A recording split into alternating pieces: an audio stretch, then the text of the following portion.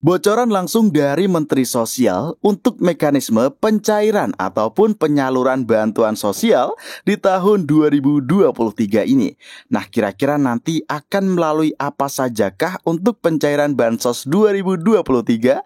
Melalui KKS atau melalui kantor pos? Nah, di sini kita sudah mendapatkan jawabannya. So, pastikan teman-teman simak video ini sampai habis dan jangan di-skip untuk mendapatkan informasi yang lengkap dan untuk menghindari kegagalpahaman.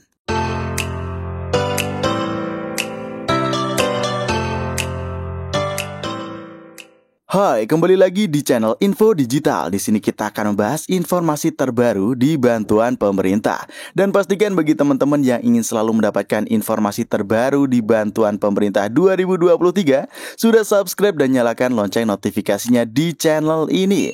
Nah, oke sobat, di sini kita sudah mendapatkan informasi yang tentunya informasi ini resmi, di mana ini adalah bocoran langsung dari Menteri Sosial Ibu Risma ya, teman-teman.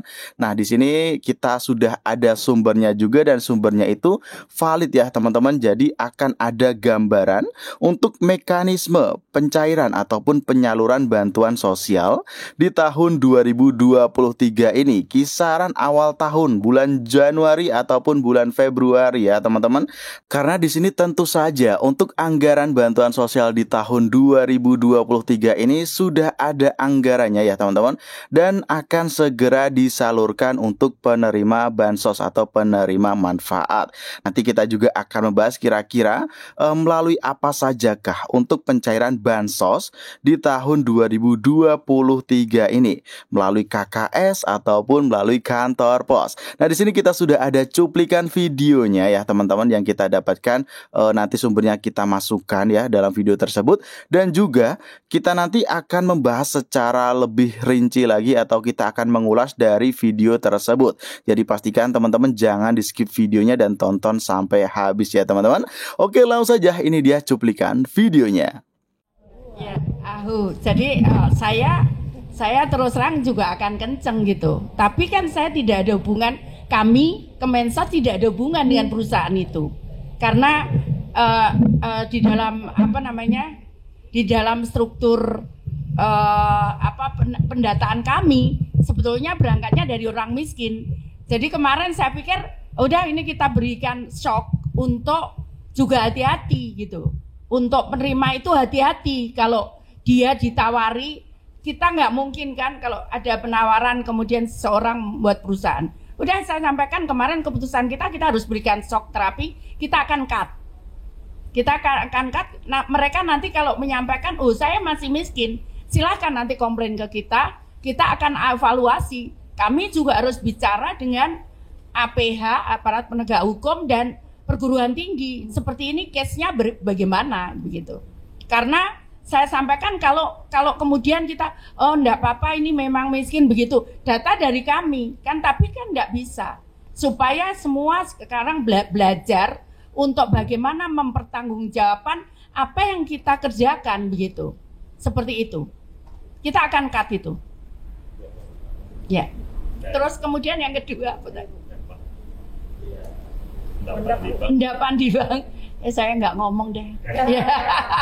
Sorry, saya yang ngomong Pak. Tanya BPK saja. Ya, tanya BPK saja. Ya. Nah, yang jelas kami juga nggak ada anggaran untuk sekarang ini untuk PT POS karena itu kemarin kita hanya yang anggarannya itu yang di atas gunung.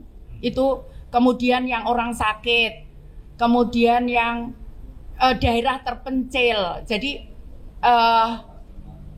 contohnya misalkan di Aceh ada Aceh Jaya ya, itu dia harus menggunakan perahu kalau ke sana. Kalau ngambil ke lewat ATM atau bank itu dia harus ngambil perahu yang ongkosnya jauh lebih besar dibandingkan bansos itu. Nah itu sekarang kita gunakan PT POS kalau yang seperti itu. Kemudian daerah-daerah terpencil, daerah di dalam hutan, di dalam atas gunung, kemudian di daerah-daerah perbatasan.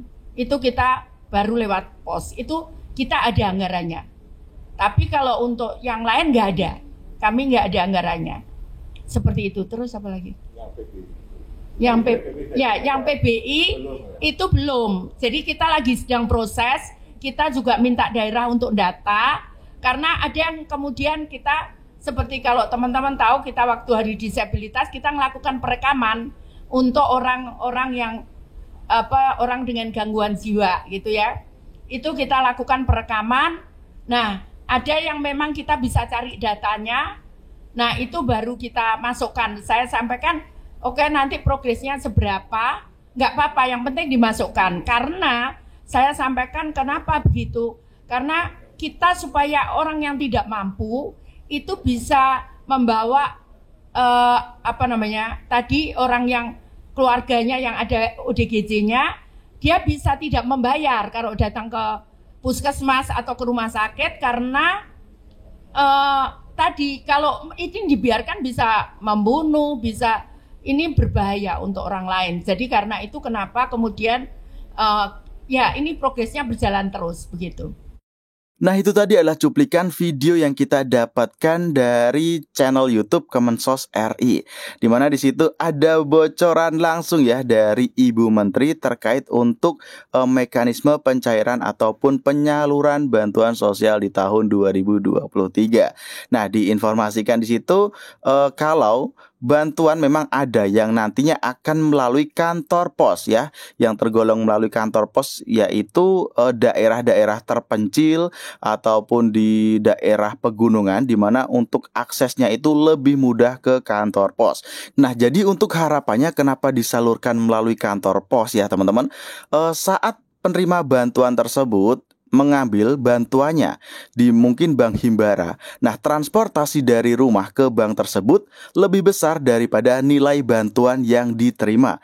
Maka itu dari pemerintah sendiri untuk daerah khusus tertentu ya, mungkin yang aksesnya lebih mudah melalui kantor pos, maka disalurkannya melalui kantor pos. Lalu mungkin saja kemungkinan besar nih teman-teman dari bocoran yang tadi untuk penyaluran bantuan di tahun 2023 ini melalui bank himbara ya teman-teman. Nah, tetapi dari Menteri Sosial sendiri tadi tidak mengonfirmasi kalau iya ya teman-teman. Tetapi jika kita melihat dari informasi yang ada di sana, ya bisa kita tangkap ya kemungkinan besar untuk penyaluran bantuan itu dilakukan melalui bank himbara ataupun KKS ya teman-teman.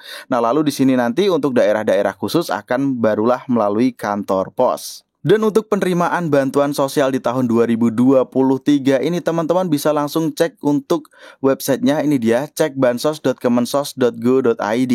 Nah, di sini nanti kita cek ya data kita apakah kita di tahun ini menerima bantuan sosial ataupun tidak.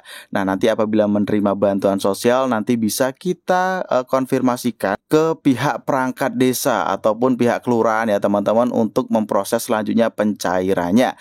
Oke sobat, sekian informasi dari saya, mudah-mudahan informasi ini dapat bermanfaat untuk sobat semua, dan pastikan teman-teman sudah subscribe dan nyalakan lonceng notifikasinya di channel ini untuk terus mendapatkan informasi terbaru di bantuan pemerintah. Saya akhiri dan sampai jumpa dalam video selanjutnya.